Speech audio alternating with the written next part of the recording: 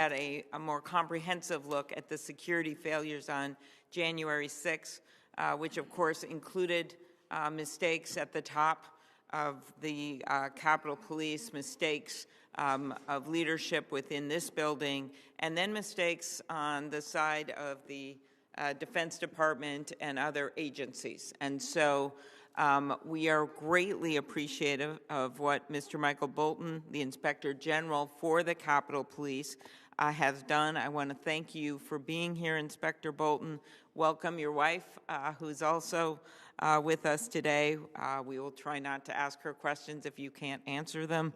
And I think you know the significance of this moment. We are here just over 11 months after the violent insurrection at the Capitol.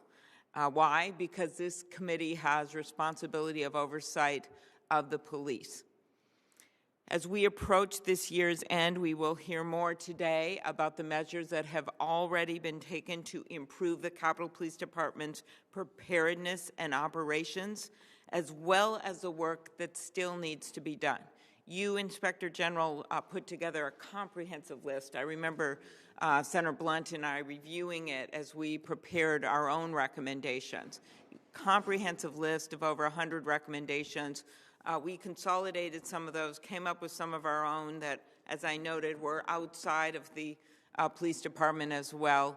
And I think January 6th is a pretty good date to get the vast number of these things done, which we will be telling the Sergeant-at-Arms of both bodies as well as the Capitol Police Chief. But we know progress has been made, and in the new year we will continue this discussion, as our first hearing will be with the new Capitol Police Chief, and then we can get much more focused on the details of our own recommendations. So in June, the week before you testified, Mr. Bolton, before this committee, we issued our bipartisan report with the Homeland Security Committee, as I noted, focused on the security planning and response failures of that day, that unprecedented, horrific day. Our report laid out key findings and recommendations, and importantly, as I noted, progress has been made in putting many of those recommendations in place. We recommended that the Capitol Police produce a department-wide operational plan for all large-scale events at the Capitol, and now those plans are standard procedure and have been used several times since then. The department has also worked to improve its handling of intelligence, including by making sure that information is shared with rank-and-file officers, another of our recommendations. We said that Congress should provide sufficient funding to support Capitol Police training and equipment requirements, as well as needed staffing levels. And in July, President Biden signed our emergency funding legislation into law, which passed both houses of this Congress to deliver resources to do just that. Significant resources in the supplemental budget that many of us on this committee worked with Senator Leahy, who is a member of this committee, as well as Senator Shelby, to make sure that these resources were included. We didn't want to wait till year end. We wanted to get it done immediately. That legislation also provided funding for mental health support for officers, something I've strongly supported. Another recommendation was for the Capitol Police Board to appoint a new police chief, which it did in July with the selection of Chief Manger. For the past several months, Chief Manger has worked to make needed changes and implement recommendations both from our report as well as from your Inspector General report, Mr. Bolton. At our last hearing with you, you updated us on the review of Capitol Police policies and practices since the insurrection, including on the 4 reports you issued at that time. Since then, you have finished 3 more reports detailing issues that impacted the department's response to the events of January 6th, and you're finishing a final report outlining your findings and progress to address them. Significantly, you have issued a total of 104 recommendations, of which 30 have now been implemented in an effort to ensure that the department is equipped to fulfill its mission. And it's not as though work is not being done on the other recommendations. As you know, they are in progress. And as I noted, we will have an ideal moment at the beginning of January to go back through with the chief himself the work that needs to be done, the work that is done. And so this is kind of alert to those working on these recommendations, not just with the Capitol Police, but the other agencies as well, that they get their work done. This work is crucial to improving the security of the Capitol and also to supporting the brave officers who served heroically and in unimaginable circumstances. It was an honor to stand with some of those officers with Senator Blunt and their families as the President signed our bipartisan legislation to honor the heroes who defended our democracy with the Congressional Gold Medal. We owe it to these courageous officers to make sure they have the resources and support and the rules in place to do their jobs. Since January 6th, anyone that walks around this Capitol, talk to officers as I do, ask officers questions, see how they're doing, you find out, that there has been some improvement in morale, which I think is really important. They lost so many of their fellow officers, including those who sadly died by suicide. But we also know from them there continues to be staff shortages. We have now put the money forward for that, but this police department, like many across the country, is facing staff shortages, and we must fill those jobs. As our country moves forward, we know that there are many issues that merit serious consideration. A major investigation, which I support, is going on, bipartisan investigation in the House of Representatives, looking back at the root causes of what happened with recommendations. Our job today is to look at the security at the Capitol. And I look forward to discussing your findings, Inspector General Bolton, the progress that has been made at the Capitol Police Department in the past several months, and certainly the work that lies ahead, not only with the Capitol Police Department, but getting answers to the other issues we raised in our report along with Senators Peter and Senator Portman with regard to the other agencies and how they work with the Capitol Police. Thank you very much, Mr. Bolton, and we look forward to hearing from you. I'll turn it over to my friend and colleague, Senator Blunt.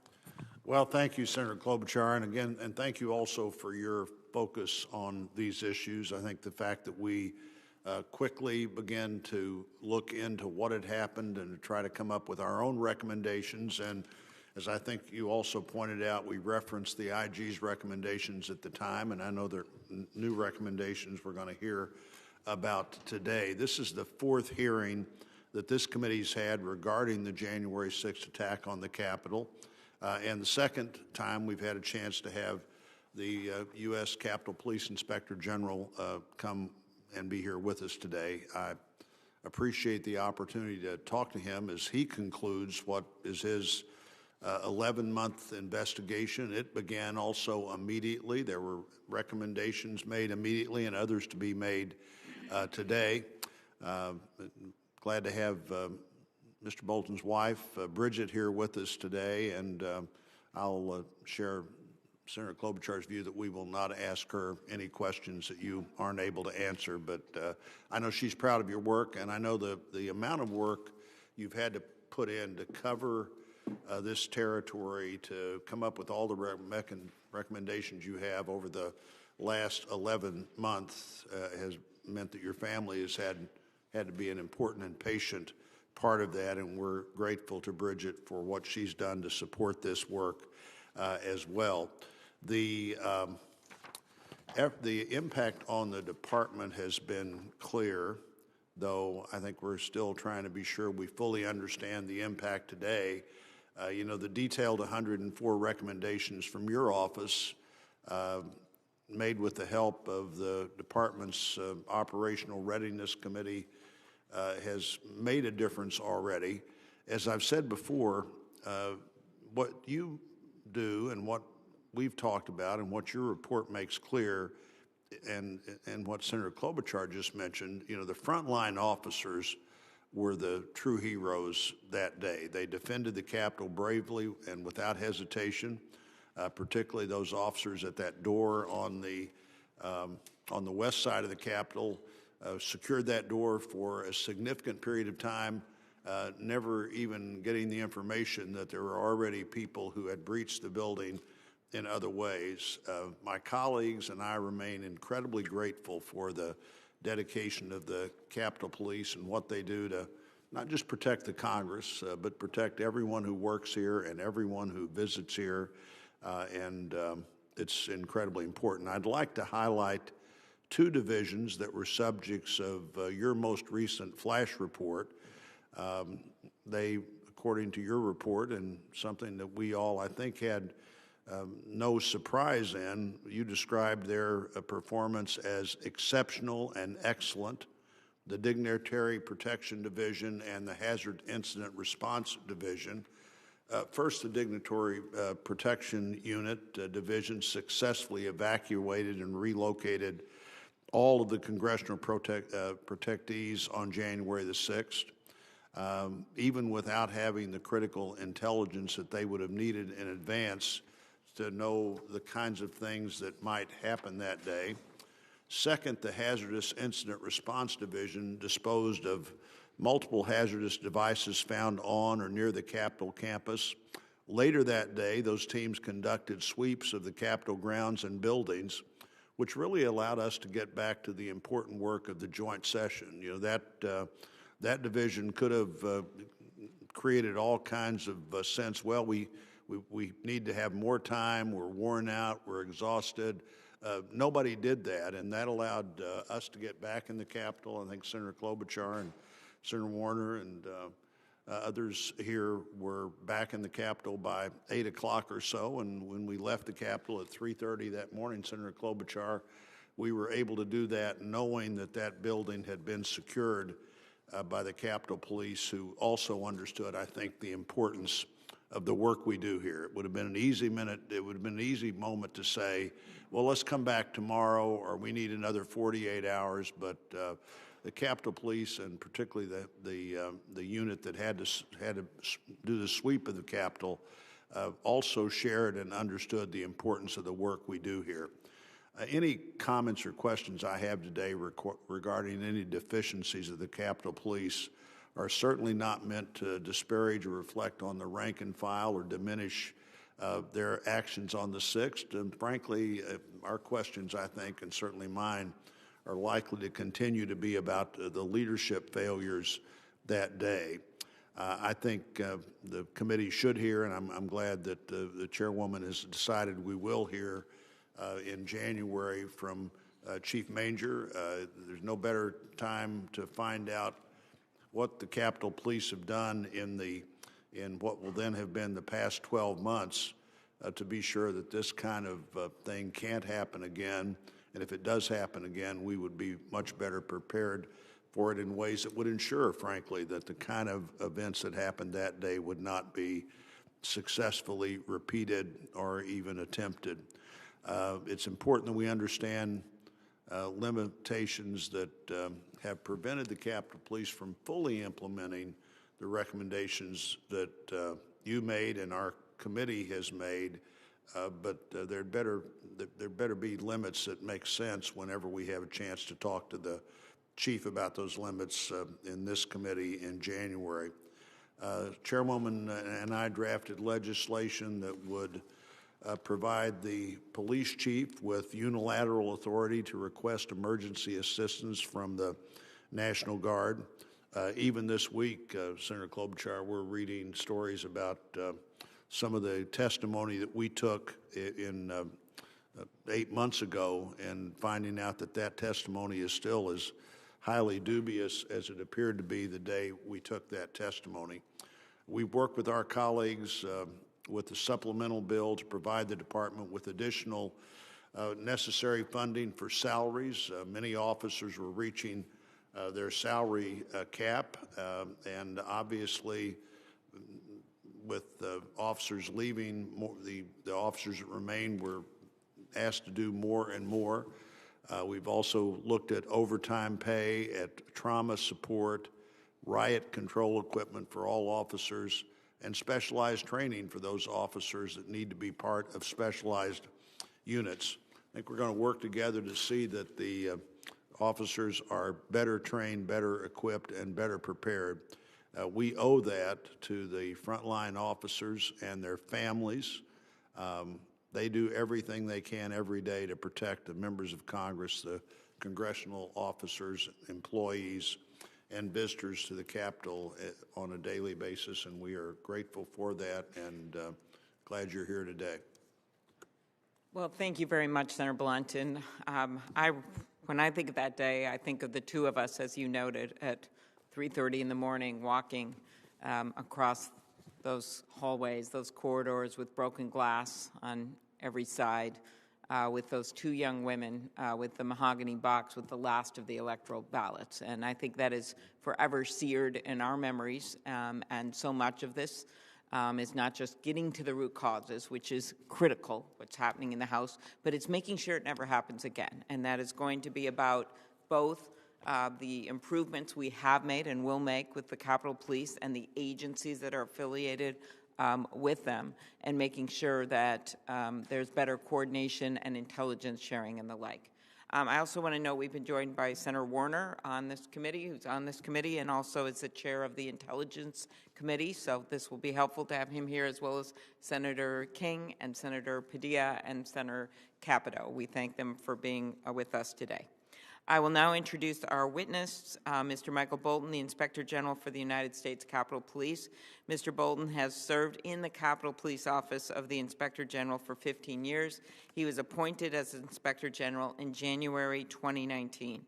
Early in his career, he served as Special Agent in charge of the Treasury Department's Office of Investigation for 4 years. He also served for 21 years with the U.S. Secret Service. Mr. Bolton holds a degree in criminal justice from the University of Maryland. I will now swear in our witness. Mr. Bolton, will you please stand? Raise your right hand. Do you swear that the testimony you will give before the committee shall be the truth, the whole truth, and nothing but the truth, so help you God? I do. Thank you. We are now recognized for your testimony. Thank you. Good morning, Madam Chair, Klobuchar, Ranking Member Blunt, and distinguished members of the committee. Thank you for this opportunity to appear before you, the Committee of Senate Rules and Administration, to discuss our review of events in regards to the Capitol Police Department's operation, programs, and policies that were in effect during January 6, 2021. I'd like to extend my appreciation to the committee for holding this hearing and the important work that this committee continues to do to make the Capitol complex safe and secure. I also like to take the time and extend and recognize the outstanding efforts and work done by my staff in the Office of Inspector General. Through their collective efforts and skills, we have produced 8 flash reports outlining areas of improvement for the department, resulting in 104 recommendations. Our last and final flash report is a summary of the status of the recommendations we have made and security improvements that the department has made since January 6. Although the department has addressed some of our recommendations and have made security improvements throughout the Capitol complex, much work still needs to be addressed in relation to training, intelligence, cultural change, and operational planning. We are currently finalizing our final flash report, which we anticipate issuing within the next few days. Since my last hearing before this committee, we have issued 3 additional flash reports. These reports include areas in the department such as Communication Coordination Bureau, the Hazardous Incidents Response Division, Canine Unit, and finally Dignitary Protective Division and Human Capital. Our 5th flash report was designed to communicate deficiencies within the department's Command and Coordination Bureau. Additionally, to gain a perspective on department-wide command and control challenges on January 6, we contacted 86 officers and completed interviews with 36 of them who agreed to be interviewed. We also reviewed 49 after-action reports U.S. Capitol Police officers and employees completed. Based on our interviews with the Capitol Police officers and review of after-action reports, we identified department-wide command and control deficiencies related to information sharing, chain of command direction, communication, preparedness, training, leadership development, emergency response procedures, and law enforcement coordination. Our 6th flash report was designed to communicate deficiencies with the department's Hazardous Incident Response Division and Canine Unit. Deficiencies included the lack of adequate department guidance for both units. The department did not always comply with guidance related to canine operations or training and did not always ensure canine policies and procedures were up to date.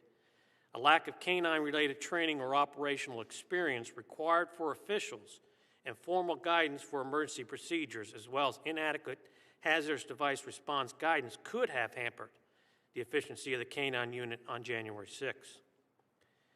Our 7th flash report was designed to communicate any deficiencies with the Department's Dignitary Protected Division and Human Capital. The Dignitary Protected Division greatly contributed towards the Department's mission through proper training and successfully evacuating individuals under its protection during January 6. However, the Dignitary Protection Division incurred authorization issues with staging evacuation vehicles on January 6. In addition, the training program lacked a dedicated training staff, facilities issues, and weapons system training integration. USCP could not provide documentation supporting that it implemented those recommendations. Our 8th and final flash report is a summary of the status of our 104 recommendations and any security improvements made by the department since January 6. Although the department has made several changes to include updating policies and procedures, additional training for CDU units, the civil service units, and the hiring of a subject matter expert in the planning and coordination of large events or high-profile demonstrations, the department still has more work to achieve the goal of making the Capitol complex safe and secure. Out of the 200 security enhancements that the department has provided to the OIG, only 61 of those items have supporting documentation to support those enhancements to have occurred. Some of the other security enhancements the department has instituted has been additional intelligence briefings provided to the rank and file, as well as to department leadership. The department still lacks an overall training infrastructure to meet the needs of the department. The level of intelligence gathering and expertise needed, and an overall cultural change needed to move the department into a protective agency as opposed to a traditional police department. In conclusion, the department is comprised of extraordinary men and women who are dedicated to protecting democracy, putting their own lives in harm's way in order for Congress to exercise their constitutional duties in a safe and open manner. It is our duty to honor those officers who have given their lives, but also ensuring the safety of all those working and visiting the Capitol complex by making hard changes within the department. Finally, I would like to thank not only this committee, but also the Committee on House Administration and the Select Committee to investigate the January 6th attack for their continuing support of my office and the work they have done in protecting democracy so that events such as January 6th never happen again. Thank you for this opportunity to appear before you today. I'll be very happy to answer any questions the committee may have. Thank you very much, Mr. Bolton. We'll never forget the words of one officer on January 6th, picked up on the radio. Does anybody have a plan in the middle of the insurrection? In your report on command and control issues, you found that there was no plan. The department did not have adequate procedures for coordinated emergency responses. Officers were not briefed in intelligence, and there was a lack of direction about what to do about the attack. You recommended that officers be given briefings at roll calls on potential hazards. Can you elaborate on what was lacking in this area on January 6th, how that's changed? Thank you. That has changed in a couple of different ways. First, they have hired from the outside a subject matter expert for operational planning. As evident, as you probably saw the difference in September 18th demonstrations that we had up here just recently. The second, they have started attending intelligence division analysts, started attending roll calls, providing briefings to the officers, and as well as to the command staff, whether it be the sergeants and above, the lieutenants and inspectors. So they are now receiving daily briefings and receiving the appropriate threat assessments. In addition, every officer has been provided a government cell phone to be provided for any alerts on campus or recall messages that may be needed. Okay.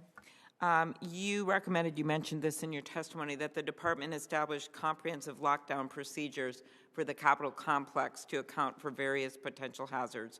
How would these plans improve safety in emergency situations, And have you received any response from the department as to how they're going to implement them?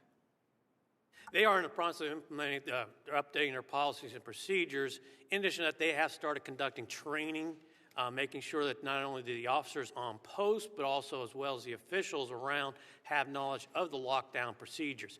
You need to have that coordinated effort if we indeed need to have another lockdown. Everybody knows how to do those procedures in a quick and timely manner so that we can lock this building down quickly.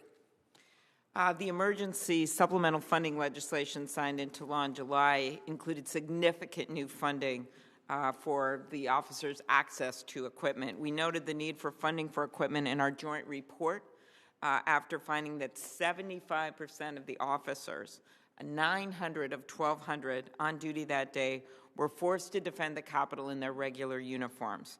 Do you agree that this funding should help the department improve officers' access to protective equipment?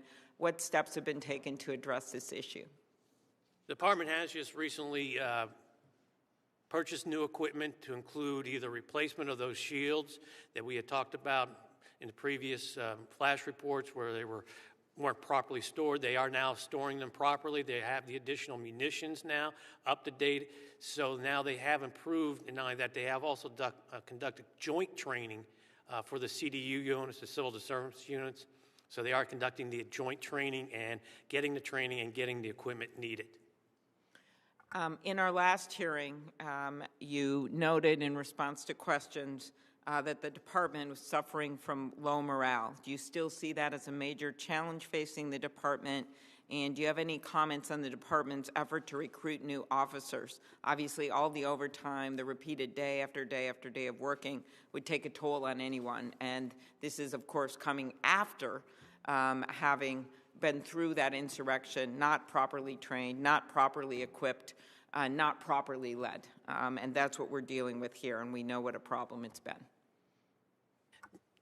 When you talk about morale, that's a difficult thing to pinpoint as far as getting a definitive feel for morale. That is something anecdotal that you may get from time to time with the thing. But I would say that their morale has generally increased or gotten better since obviously because they are seeing some changes.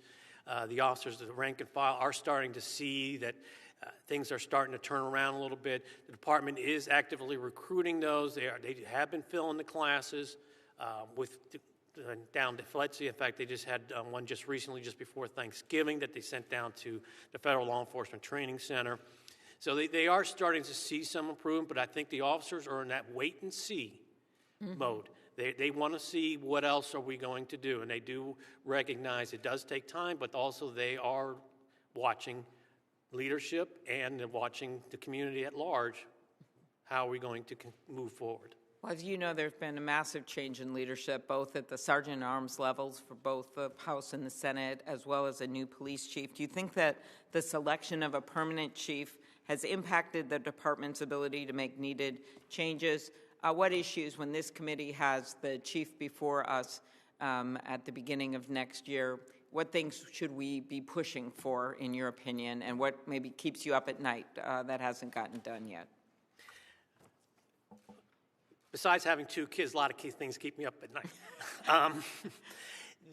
Certainly having a permanent chief, that is one step move forward, because it's very difficult when you start and try to make changes when you're having somebody in an acting capacity, that those are important to fulfill. The areas that I have some concern still is two major areas: training, a training infrastructure, a proper one, and intelligence. Intelligence is still considered a division as opposed to being a bureau level. They have yet to hire a permanent director to head up the intelligence. I'd like to see that certainly position be filled with an individual who has the necessary skills and abilities to elevate that intelligence into a bureau level. Now, training, which we are going to be conducting, we've actually started our next job. It's not a flash report. It's our normal type job that we have with our annual plan. We are looking at Training Services Bureau from top to bottom, and we anticipate that report will be issued sometime in February. That we want to see training become the flagship of this department. much like when we view Quantico's and the Secret Service's Raleigh Training Center, and you look at their org chart compared to ours, we're nowhere near close. And we need to have a training services bureau infrastructure that is going to handle all the training. Okay, thanks. I'll let Senator Blunt Warner talk about intelligence sharing. My last question, just Defense Department, relationships with the Defense Department, which obviously there was much help of our National Guard here at the Capitol. We now, that has been drawn down. But as we look forward to how we have better coordinated efforts, if ever necessary in the future, any recommendations on that? That was a major problem as well. I think a lot of that is going to be continuously have the training, integrated training with either be the National Guard, Metropolitan Police Department, and that kind of goes right back to the Training Services Bureau is the one that should be handling that and making those relationships stronger within the realm of training. So it needs to be a continuum. That's what also worries me is that, yes, we're getting, like the Civil Defense Unit is getting training now. Okay. Is it going to be continuous? Yeah, and I'll ask you about this later. I'll let my colleagues go. But part of this was, having the Defense Department on the ready and the soldiers on the ready to help us out. We ended up, of course, Senator Warner's National Guard there in Virginia, and other ones stepped in. But there was, in our opinion, some delays that were very costly. Senator Blunt. Thank you, Senator Klobuchar. Mr. Bolton, we had our last hearing with you. I think it was pointed out that most of the recommendations that you had made up until that time could be done, a majority of them could be done without the police board being involved or without any even additional funds. How many of your, I think now around 104 recommendations have been implemented? Out of the 104, we have 30. 30? Yes, sir. And are you getting significant pushback on the remaining 74? Not at this time. We haven't gotten any pushback. There may be some the recommendations that we'll have to sit down with the chief and with the board to hash out the very nature of what we're looking for them to make the changes and what they feel also what's comfortable for them. And your first recommendations were available to them when? We first issued our first flash report, I believe, was sometime in, was it March? That's what I was thinking. Yeah, it was March, and that was a series. That was the intelligence and operational planning flash report, in which they have, as far as the operational plan, they do have that department-wide operational plan now being produced in a singular document. Do you have regularly scheduled meetings with the department leadership to talk about those recommendations and the implementation of them? Recently, we have not. I haven't had a meeting with the chief, but I'm sure he's busy with trying to assimilate through with the department and all the other issues he have. I do attend the monthly board meeting, so that there is an opportunity there, and then I do brief the board on a quarterly basis. So you haven't had a meeting with the chief yet, the two of you? We've had one meeting. I believe that was back in August when we had our initial meeting. Are there any recommendations that you've made that you can clearly see resistance in the department? I believe there probably may be a couple that, at least as indicated to me, there may be resistance. One is with the CERT teams, the containment emergency response teams, and issues concerning potential with about security clearances. Those were one of our recommendations is that every sworn and civilian would either have a top secret or, at worst, a secret clearance. There seems to be some hesitation towards moving towards that. Why do you think that is? It hasn't been expressed to me directly. I think some of it is potentially having to change your hiring standards. What to do with those who are already on the job that came on the job without that particular hiring standard. And also with whether it be issues that the union may raise. I don't know of any specific ones, but they may, so there may be some concern about what the union may feel about there are folks having to get clearances and maintain those clearances.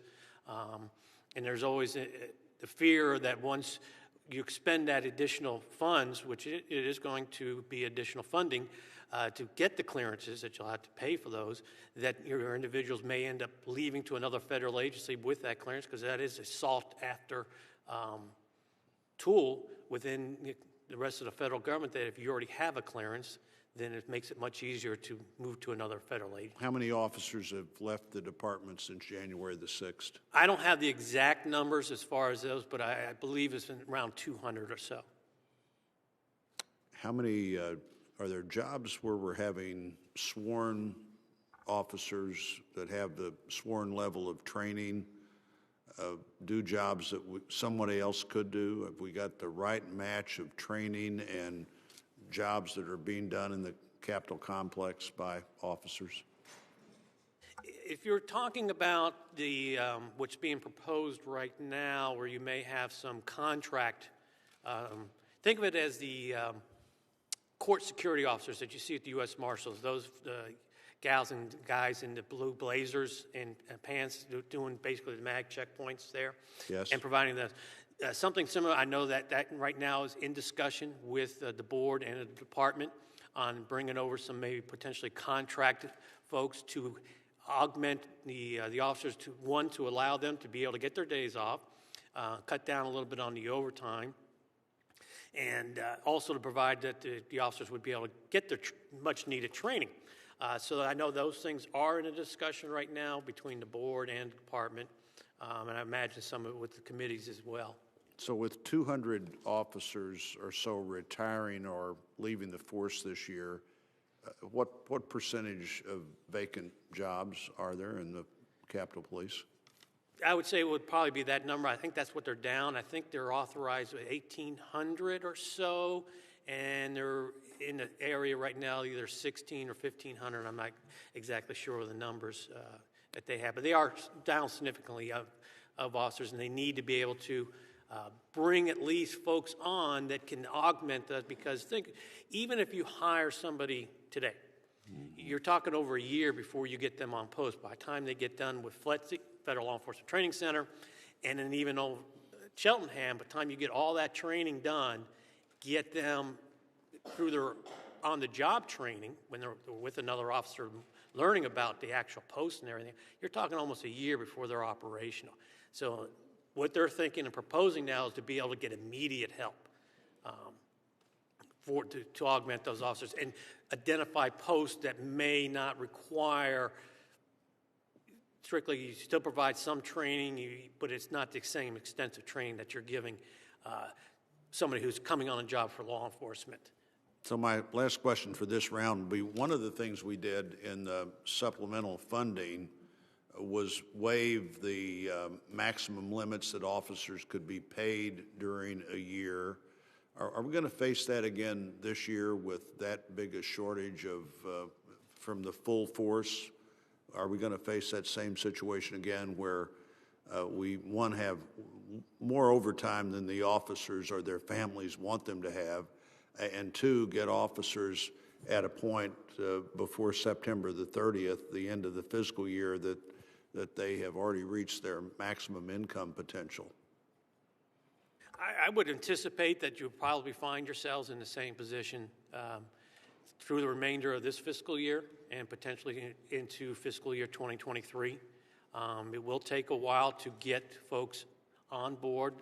Not only that, but there are certainly things that you can't dictate or anticipate, whether it be additional protests for something that comes up that nobody knew was coming, that you require officers to have overtime, or late night sessions with members and voting or whatever. So some things you can't anticipate.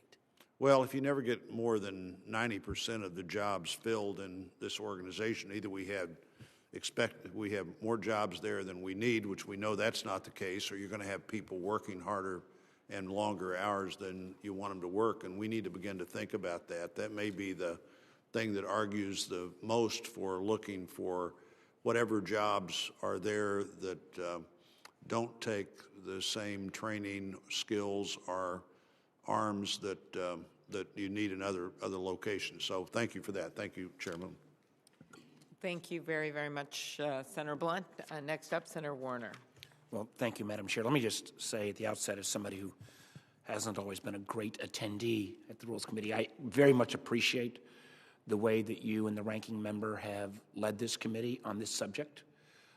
This committee's investigation may not have attracted the same level of attention that our friends in the House have, but I think the fact that you have been professional, bipartisan, and looking for the facts and looking for how we move forward is a tribute to both of you and the members of the committee. You indicated where I want to go, Mr. Bolton, is my role from the intelligence standpoint, and I'm lucky enough to have Senator Blunt and Senator King on the Intelligence Committee. You raised the issue about security clearances, I know, back in your June report. And one of the things I hope that the Capitol Police knows is that this is an area that we have focused on for some time. I mean, a few years back, there was a 750,000 person backlog on security clearances. I actually give one of the few areas I give the Trump administration credit. They worked with us to reform that. We brought that down to about 250,000. We're down to about a 30-day wait in terms of a secret clearance. So I hope that the movement we've made on security clearance reform, and you got to stay on this all the time, and reciprocity, so that once you get clearance, you can take it with you, or you can move from entity to entity. We maybe ought to give you a briefing so you can get that to the Capitol Police. But I am concerned on this intelligence sharing, between the IC kind of writ large and DHS and FBI. You brought up a point that you were concerned about that ability to have that sharing. How do you think progress has been made since June? Are there any more formal procedures in place on how Capitol Police shares with DHS, FBI, and the IC intelligence? I would say that there has been some progress. We do have some folks embedded in some of the task force and intelligence. I just see it as we need to do more. One, I think by, again, as I said earlier, making it into Intelligence Bureau, having somebody from the intelligence community has lived all their lives. Those folks are, I look at anybody who comes from the intelligence community, they're folk that's cut from a different cloth. They are unique skills and sets. You just can't learn that, and it's something that you really takes time to actually know that kind of a field. And that's where the department needs to recognize that they really need to put a lot of resources into the Intelligence Bureau. Now, I know they have hired additional intelligence analysts. There's a group right now that's in school learning, but there's more that we need to hire and make it very large and make it something almost similar to what maybe the Secret Service has, the FBI. That just this area here is, we need to have that kind of abilities, especially around the Capitol complex. Well, I would agree with that, although I don't, and I'm not sure that would mean that every Capitol Police officer needs a secret or top secret clearance, but having a large number, and one of the things that again, Senator Blunt and Senator King and I have looked at, just communications between different components of the IC. You've got to have a classified communication systems in place. And my fear is if we don't have that kind of classified information sharing so that you can have real-time information, the Capitol Police are always going to be at a disadvantage. If you have to wait for the FBI or the DHS or some other part of the IC to come and brief on a periodic basis, that's always going to be a hurdle. So do you know whether the Capitol Police has in place or putting in place any kind of classified communications so you can go literally online real time and get updates from the IC? Yeah, they do have that capability, so they can go online and have real life communication with the community, whether it be in their SCIFs that they have throughout the comp. They have their own SCIF as well, so they can do that in real time. And I just want to real quick, the whole reason for whether or not the officers have either top secret or secret clearance, there's a couple components to the reasoning for that. One is the insider threat, having an individual that has to have a clearance, whether it be on or off duty, making sure that their lives comport to what their jobs entail. But it also elevates your standards and your expectations of the people that you're bringing on. And it is a good recruiting tool as well, that this is what we require. We require a high standard individual. And that's going to, I believe, that is going to attract additional folks who will look upon the Capitol Police as a job that you would wish to use as a career. And again, one of the things we're working through is this issue of reciprocity. So if someone's going to move from one part of the IC over to the Capitol Police, they could take their clearance with them. That's still remaining a problem. I know I've got 8 seconds left. I'm going to go completely to the other end of the spectrum. An issue I've been strangely interested in for some time is the performance of the Canine units, and you pointed out that that was also a challenge in one of your early reports. Is there any progress on the Capitol Police's use of the dogs? Yeah, they're starting to get their training that they need, and making sure they document whenever they do some of their sweeps, so that they are making progress to updating their policies and procedures and getting the training. But again, it goes back to, I really like to see their training is being conducted by Cheltenham and not by the units themselves here. And again, that to me, that poses a problem. You need to have that separation of duties to make sure that it's separated from the day-to-day operation to training, and they need to continue to move forward in that area. Well, thank you, Madam Chair, and thank you for giving me the flexibility to go from security clearances to Canine units. Okay, very good. Senator Capito, member of the Appropriations Committee as well, we thank you for your help in getting the funding that was needed. Thank you, Madam Chair, and thank Ranking Member Blunt, too. And I want to thank you, Inspector General Bolton, for being here. I do think it bears repeating how appalling January the 6th attack was for all of us, and it remains a stain on our democracy. So I appreciate everything that you've done, but I also mostly want to express again my sincere thanks and appreciation to all of our Capitol Police officers and law enforcement personnel that were protecting our Capitol that day. It's always great when you're on the dais and the person in front of you asks the question that you were going to ask, because last time you were here, I was asking about the canines. And the reason I ask about them from another perspective is what the chairman mentioned, being on the Appropriations Committee when I was chair for the Capitol Police Appropriations. There was a whole lot of talk about expanding the use of canines into different types of areas, more perimeter, purchase of these dogs. We know the training and the purchase is very expensive. And so I don't need for you to repeat. It sounds like it's the training aspect as to how they can use the canine units better. And do you anticipate that as the training improves for the canines, that they would expand their different parameters of what they can be used for? I know some of them are used for sniffing toxic materials. Some of them are used for other, obviously inspecting vehicles, those kinds of things. Is that the type of thing you're talking about? Yeah, absolutely, yes, ma'am. Whether it be the vapor wake dogs or the regular, your traditional canine sweep vehicles, having that training is so important, and they continuously train, because you got to make sure that the dogs are performing the way they should be performing. Right. The other thing I would say, and I think all of us, certainly I do, on my phone as early as this morning, as I was deciding how to navigate the way into the Capitol, since January the 6th, we are getting repeated messages on our phones that raise our awareness as to what streets are closed, for what purpose, what's going on Capitol Hill. And I think that was one, from a member's perspective, one of the big fallacies of that day, because we didn't know really what was going on, where there were safe areas, and how is that any different than every day? Well, this is true. This is true. Yes, like today we don't know what's going on, but we do know what roads are closed. I'll say that. But I do want to express appreciation both to the Sergeant of Arms, but also to the Capitol Police, because they have upped their communications with, at least with me personally, and I assume everybody. And I'm appreciative of that, because we do need to know, we do use it, so the alerts are very useful.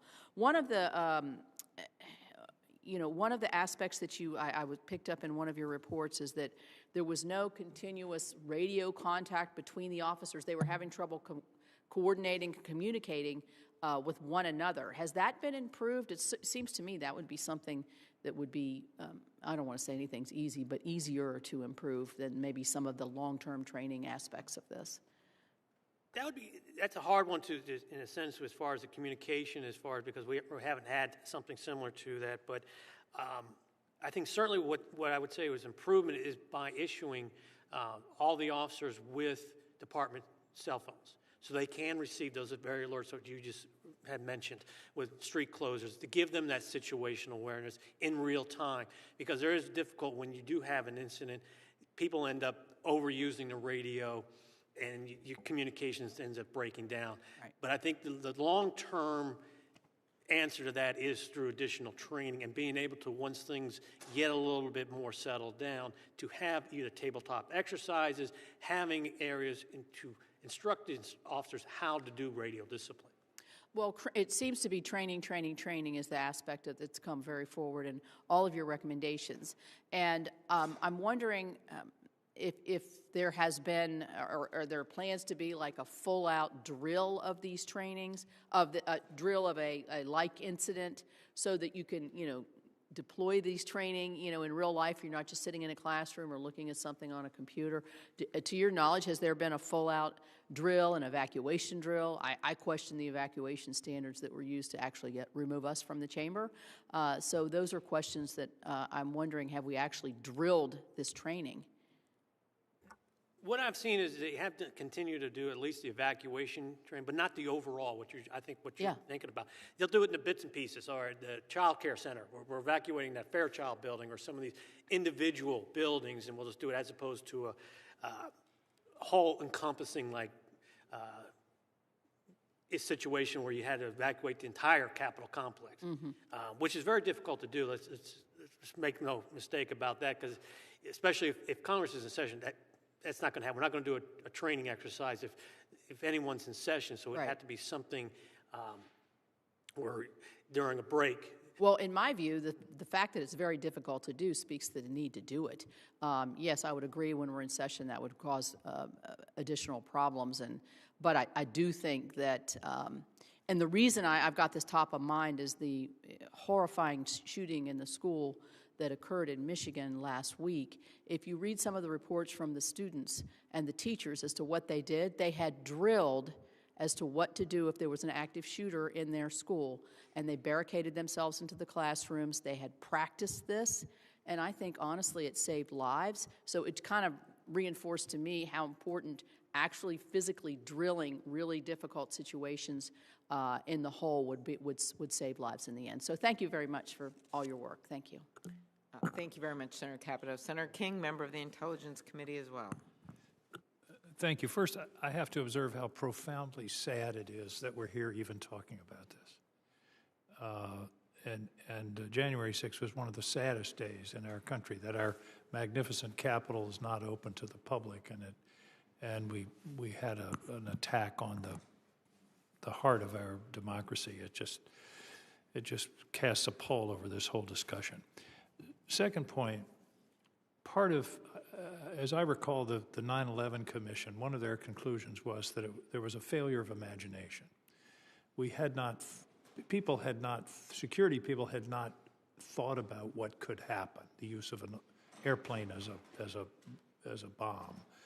In this case, that the U.S. Capitol would be attacked. So I think part of the recommendation is not a specific one, but there should be red teams. There should be people in the Capitol Police who think the unthinkable, who think about what could happen in the mind of a malefactor, and it might be domestic terrorist or it might be an international terrorist. I mean, or some combination.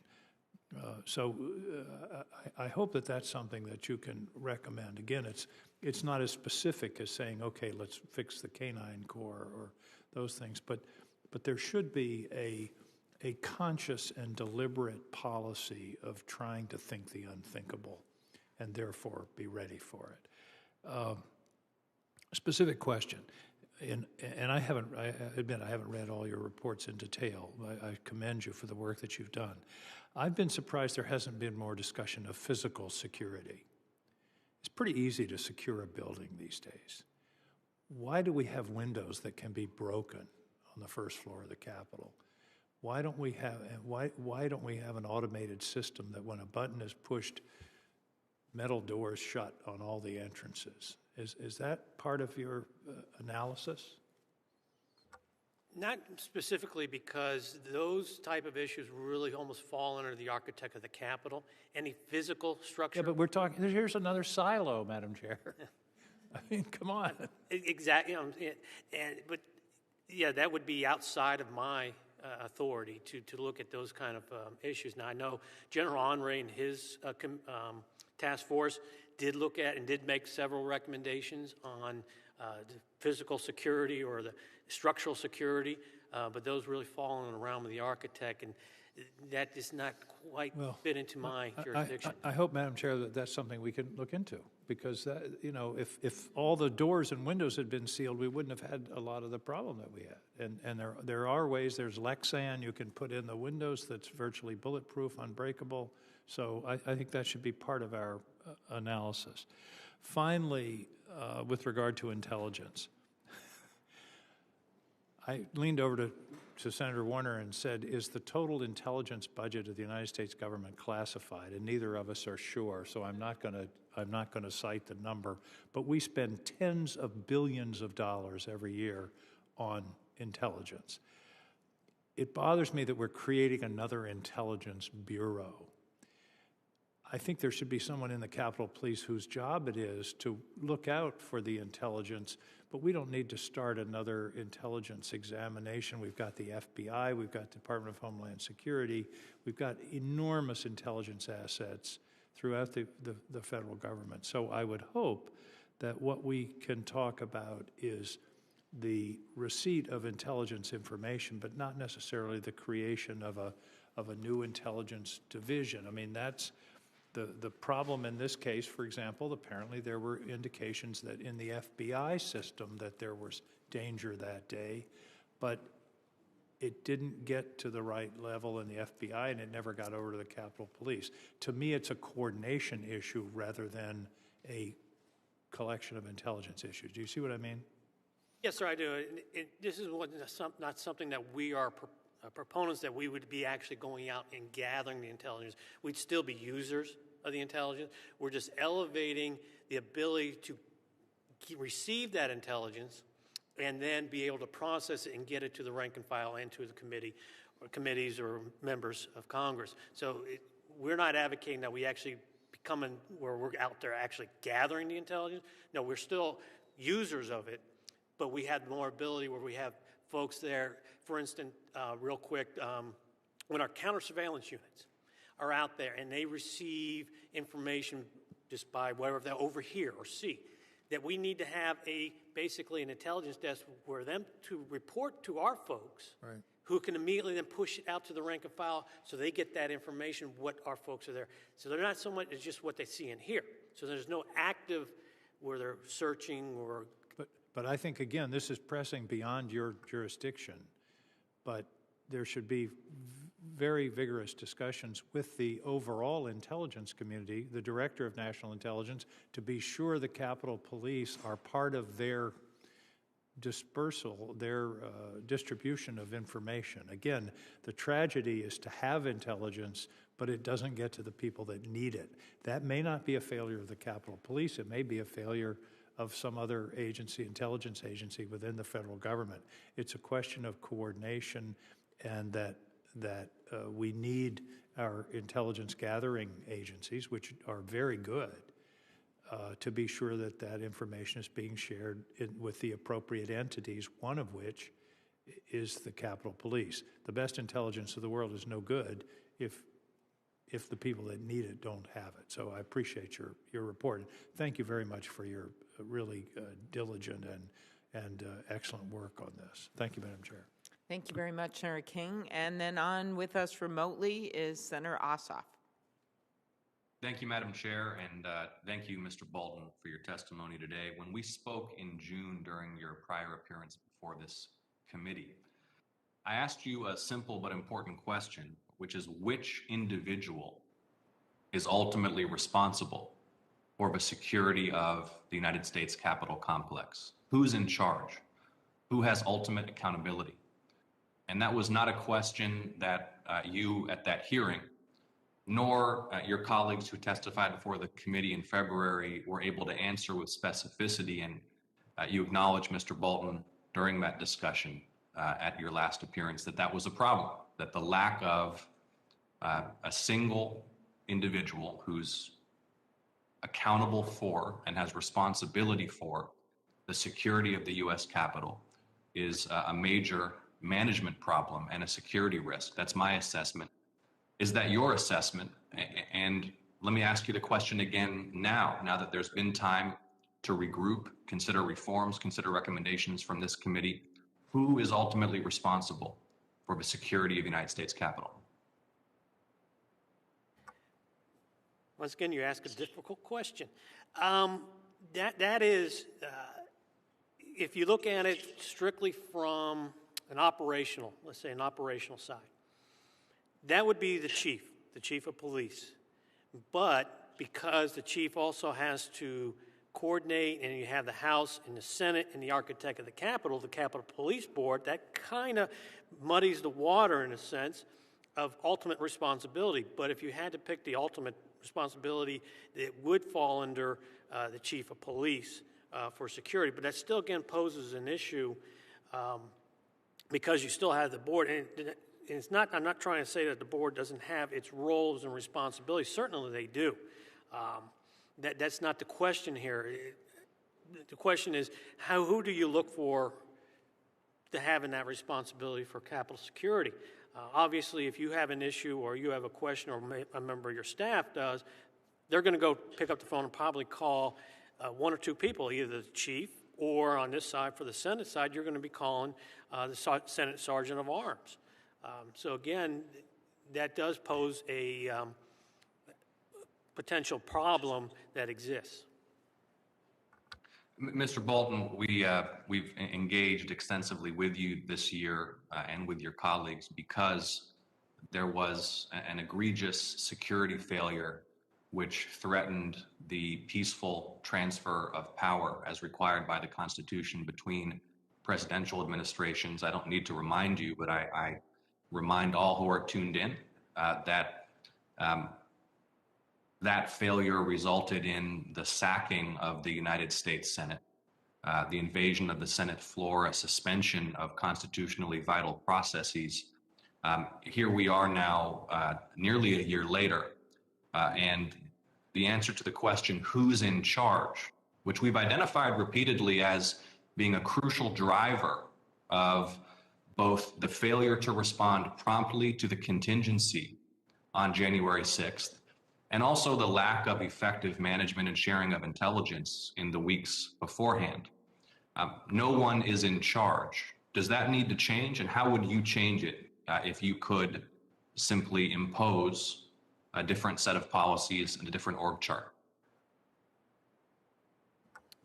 It kind of pushes me outside of my realm as the Inspector General for the Capitol Police, but I think there's certainly there would be an ability, and this would be something that the committees would have to look long and hard at, where you have maybe something similar to, let's say, the FBI, where you have a director in charge. And that it would answer your question, who's ultimately in charge of the FBI? It's the director. Who's ultimately in charge of the Secret Service? Well, the director of the Secret Service. So that's who you're going to go to hold accountable for any questions that you may have. So that would be something that would have to be thought long and hard because of the uniqueness of the Capitol Police and the various elements, whether it be the House Sergeant of Arms or the Senate Sergeant of Arms or the Architect Capitol, who make up the Capitol Police Board. There are a lot of different moving parts there. It's not as clear-cut and as easy as over in the executive branch. Thank you, Mr. Bolton. Well, it's a matter that I think this committee needs to continue to focus on in any management context, in any security context, in any command context. As you know, the lack of a single point of authority and accountability is a major vulnerability, and we've seen the consequences of that in part earlier this year. With my remaining time and begging the chair's indulgence, just one further question for you. I want to express my gratitude and respect and appreciation for the men and women of the United States Capitol Police. I want to express my gratitude and appreciation and understanding of the extraordinary burden that they've had to bear, the tremendous amount of overtime that U.S. Capitol Police personnel have worked. In 2020, officers worked, according to my notes here, over 700,000 hours of mandatory overtime. As USCP union representatives have noted, this is driven by chronic understaffing. There was, of course, a wave of retirements and resignations after the January 6th attack. Congress has an unpredictable schedule. At present, none of this overtime, again, mandatory overtime, 700,000 hours of it in 2020, counts toward the officer's base pay for retirement purposes. My question for you, Mr. Bolton, is what more can Congress do to relieve the extraordinary burden on the U.S. Capitol Police requiring so much mandatory overtime, and to ensure that their compensation and their retirement benefits reflect the true measure of their commitment and sacrifice to the security of the Congress?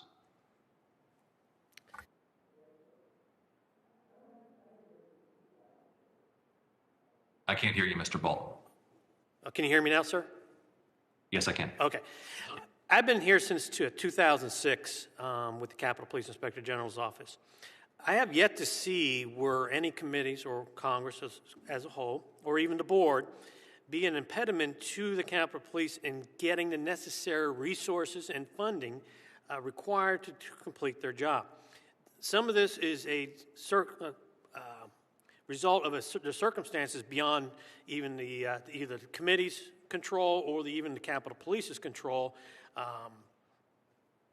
whether it be the events of January 6th or just natural retirements or folks wishing to get out of law enforcement.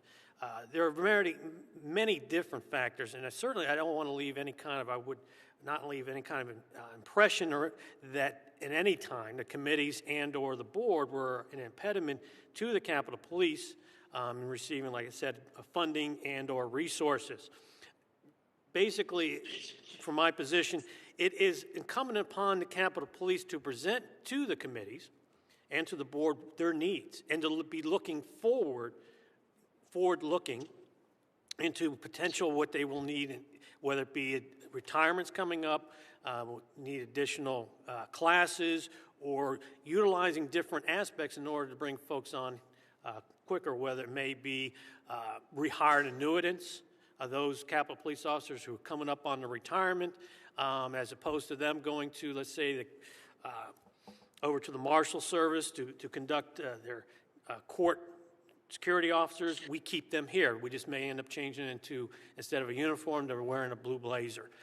So those kind of ideas where you can have a force multiplier, and those are the type of things that it's really incumbent upon the department to be looking to those type of things. But certainly, like I said, since I've been here, never seen any committees and or board that had inhibited the department from getting those resources. Okay. Next up, Senator Cruz. Thank you. Thank you, Senator Ossoff. Thank you, Madam Chair. Mr. Bolton, welcome. Thank you for your testimony. Thank you for your service. On January 6th, all of us in the entire nation was horrified at the terrorist attack that occurred here in Washington, D.C. The violent assault on the Capitol was horrific, and the men and women of the Capitol Police and D.C. Metro Police and law enforcement demonstrated extraordinary bravery and heroism and courage. At the same time, what happened on January 6th must never be allowed to happen again. A riot that succeeds in breaching the Capitol, that endangers the lives of lawmakers and law enforcement, is an unacceptable security situation, and you've done a serious job examining what caused, what law enforcement failures precipitated what occurred that day. When you previously testified to this committee, you stated the primary problems were on the front end, a lack of adequate intelligence gathering, and on the day of execution, a lack of operational planning in place to handle an incident like the January 6th attack. And I'd like to follow up on what specific steps Capitol Police have taken since then to ensure that never happens again. What specific steps has the Capitol Police taken since June of 2021 to improve its intelligence gathering? Thank you, sir. One of the things they have done is they went out and hired, actually was a retired Secret Service agent who had extensive training and expertise in large event planning, operational planning. So they went out and hired from the outside, and you could certainly see the difference in September 18th, the latest large demonstration that we had here on the Hill.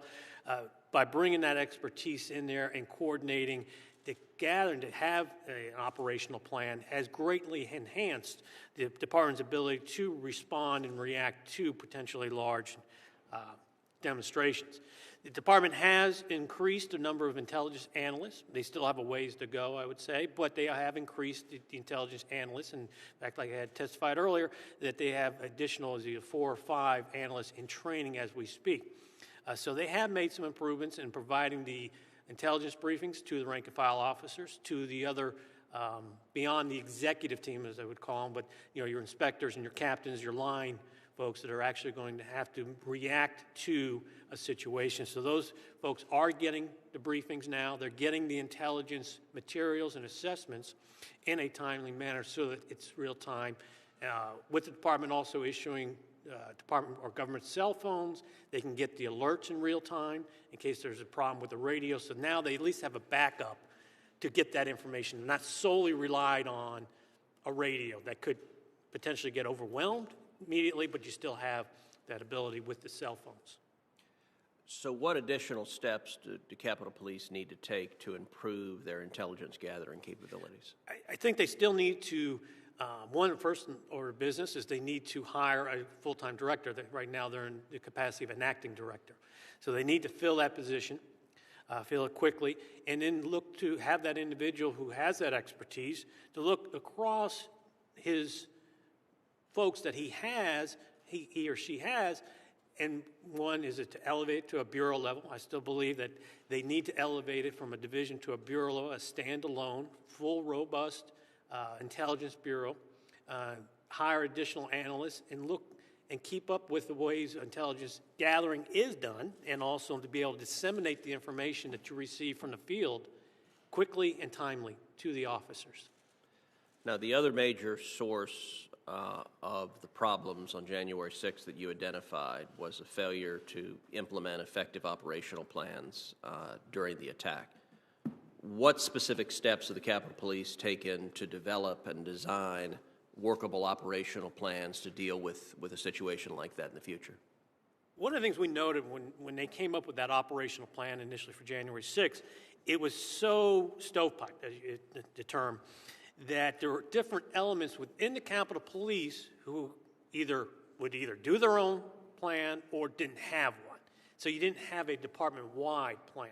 Now what they have done is they have incorporated, whether it be CERT, Canine, hazardous incident response teams, DPD, under one umbrella so you have an overall, so everybody else knows what everybody else is doing, what their plan of action is going to be, whether it be the bike units or just the patrol division units. So everybody at least understands what the other units, what other assets they may have to call upon under one operational plan. So it's a department-wide as opposed to the way it was in January 6th, was just basically CDU, and that was it. So what more do Capitol Police need to do to improve their operational capability in the event of a riot or other violent attack? I think they need to, one, is continue with their training. Don't make the training that they've conducted with their CDU units, but also they need to train together. In other words, whether it be CERT and DPD, they need to be doing training exercise together in case of emergency so that it becomes a little bit easier. Or even Canine. How is Canine going to in a way, set up scenarios where Canine is going to have to assist the Dignitary Protective Division? All right. Come up with scenarios, train together. So these units actually need to start training together as opposed to separate. Thank you. Thank you very much, Senator Cruz. I know something that you and I and you have discussed and you care about very much, as do all of us, Senator Cruz, is the number of threats that we've seen against members of Congress over the past several years. The Capitol Police reported over 4,100 threats against members of Congress in just the first 3 months of this year. That's on track to more than double the number of threats against members in all of 2020. The chief has said that he expects that the department and law enforcement partners will have to respond to 9,000 threats to members this year. Has the Capitol Police, Mr. Bolton, taken action since June to keep up with these serious threats, and are additional resources and personnel needed? The department is doing a good job in keeping up with the threats. I think by having them open up a field office down in Florida is going to assist once that gets up and fully running. But they are taking steps. They have hired additional analysts. They have, like I said before, they have several in school, but there still needs to be additional folks hired and brought on board in the intelligence. So we still have a ways to go, but we are making improvements. We're taking our steps now. And I think understandably you focused on because of January 6th, the intelligence piece of this, but there's more than that as well, of course, and that's the follow-up when there is active threats and the police protection and the like that we're very concerned about. I had, let's see, one smaller question. Your report raised broader concerns about the accuracy of department staffing records, and we've all talked about the problem with lack of staff, but the records. Do you agree that the department should maintain accurate records of any one on duty and where they are stationed?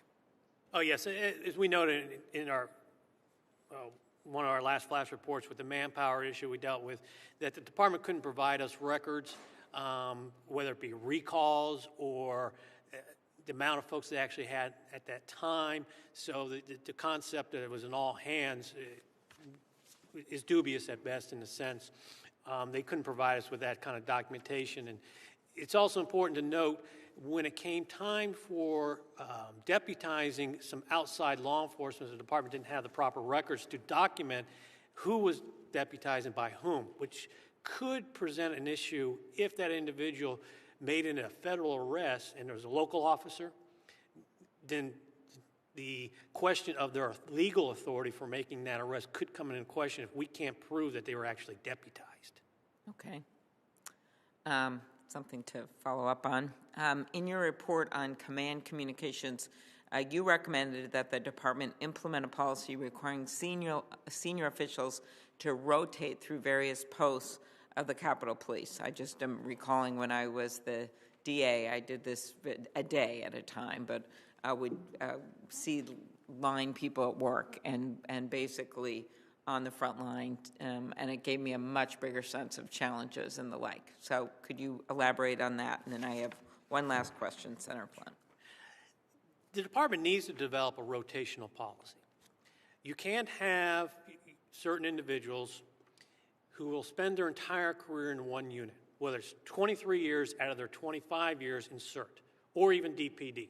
So you're talking about senior managers rotating to be in charge of different units. Whether it be the senior manager, also the rank and file officers, because what you want to do is you want to develop your officers, your individuals who are specially trained in either CERT or Canine or have these other skills. You want them back in the field with those skills, so you get them promoted through the ranks into leadership positions, because then they also have that background and that knowledge and skills, and also allow your younger officers to come into those specialty skills without having to wait numerous years in order to become a CERT officer or Canine or a DPD agent. That you start, what you want is a well-rounded police department. And if you don't have a rotational policy, you're not going to get there. Okay. Just a yes or no question. We know there's so much more work to do, but do you believe that the department is better prepared than they were on January 6th? Keeping it simple, yes. Okay.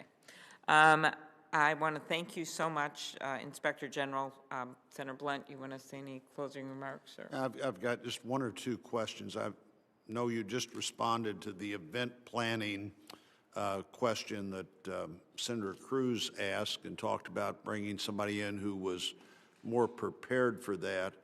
What about the event on September, the planning for the event on September the 18th? You know, there was installed temporary fencing, announced publicly all of the information that had been shared with the officers as well as partner agencies, and had those partner agencies on standby. What did we learn from that? I think our biggest, what we learned from it, that's how we should be doing business.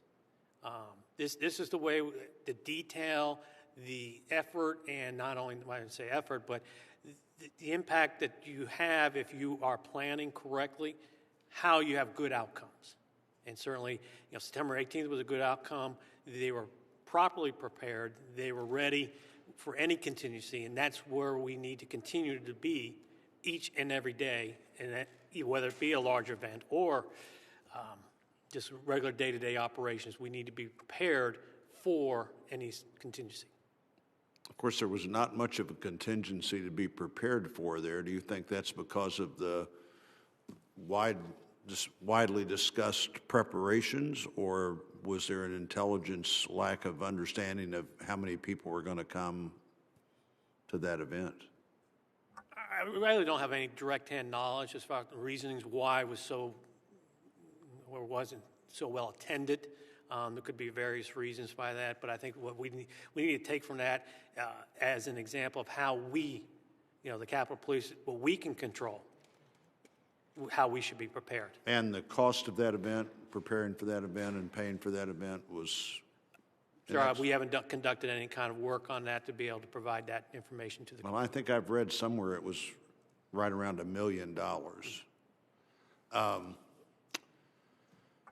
Well, I think there's maybe more to learn from that than that we should do that every time we think something might happen, and probably that's more on the intelligence side. I've actually been supportive of the chief's determination of that, if for no other reason than to have a trial run of what happens in terms of how quickly the fence can come up and down, and it was quickly up and quickly down, and how our partner agencies could be prepared to respond.